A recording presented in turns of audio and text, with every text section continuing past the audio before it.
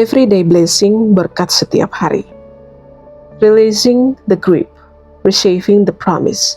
Melepaskan genggaman, menerima janji. Lukas 9 ayat 23, setiap orang yang mau mengikut aku harus menyangkal dirinya, memikul salibnya setiap hari, dan mengikut aku. Kita sering menganggap kata penyerahan diri sebagai sesuatu yang negatif. Di dunia kita, menyerah berarti kalah seperti bendera putih dari pasukan yang takluk. Namun dalam kerajaan Allah, penyerahan diri justru merupakan garis start menuju kemenangan yang sejati. Pada tahun 1896, seorang guru seni bernama Judson W. van de Venter menghabiskan waktu 5 tahun dalam tarik ulur spiritual. Ia sangat mencintai karirnya di bidang seni, namun ia merasakan bisikan lembut di hatinya untuk terjun ke dalam pelayanan.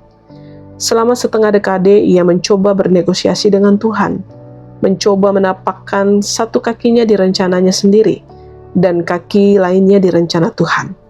Barulah ketika ia mencapai saat penentuan dan akhirnya menyerahkan segalanya, I surrender all. Pergulatan itu berakhir. Momen pelepasan itu melahirkan lagu yang telah menuntun jutaan orang datang ke menyambut panggilan Tuhan. Kita melihat hati yang serupa sikap, segalanya atau tidak sama sekali. Dalam kehidupan Abraham, selama 25 tahun, Abraham menantikan anak yang dijanjikan Tuhan kepadanya. Ishak adalah segalanya bagi Abraham, warisannya, sukacitanya, dan bukti fisik kesetiaan Tuhan.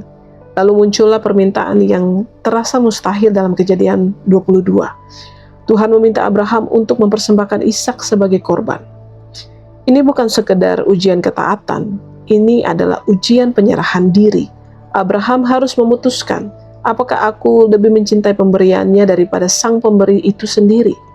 Respon Abraham adalah cerminan sempurna dari bait ketiga lagu ini, berserah kepada Yesus.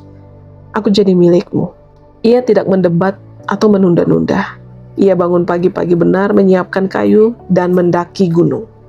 Abraham rela melepaskan hal yang paling ia cintai, karena ia percaya bahwa Tuhan jauh lebih besar daripada pengorbanan tersebut.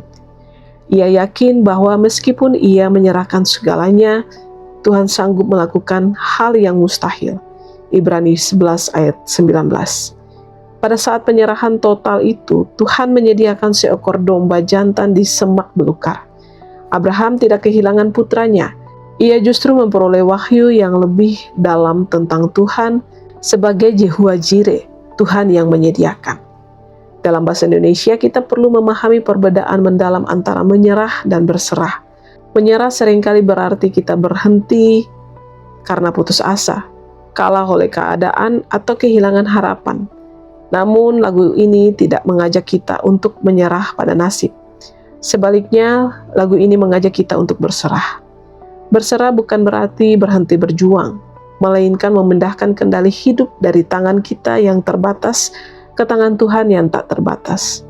Saat kita menyanyi, Tuhan terima anakmu, kita tidak sedang mengaku kalah, melainkan sedang melakukan pertukaran yang mulia. Kita melepaskan apa yang tidak bisa kita simpan atau kendali diri, untuk mendapatkan apa yang tidak akan pernah hilang atau penyertaan Tuhan. Ketika kita menggenggam hidup kita dengan tangan terkepal, tidak ada ruang bagi kita untuk menerima apa yang ingin Tuhan berikan. Tangan Abraham terbuka, tangan Van de Venter terbuka. Hari ini, Yesus meminta kita untuk membuka tangan kita juga. Misi kita hari ini, berserah bukanlah tanda kekalahan, melainkan langkah iman untuk melepaskan kendali kita yang terbatas demi penerimaan penyertaan Tuhan yang tak terbatas. Mari kita berdoa. Bapa kami di surga, tolonglah aku untuk menghidupi kata-kata, aku berserah kepadamu. Juru selamat, aku berserah. Amin.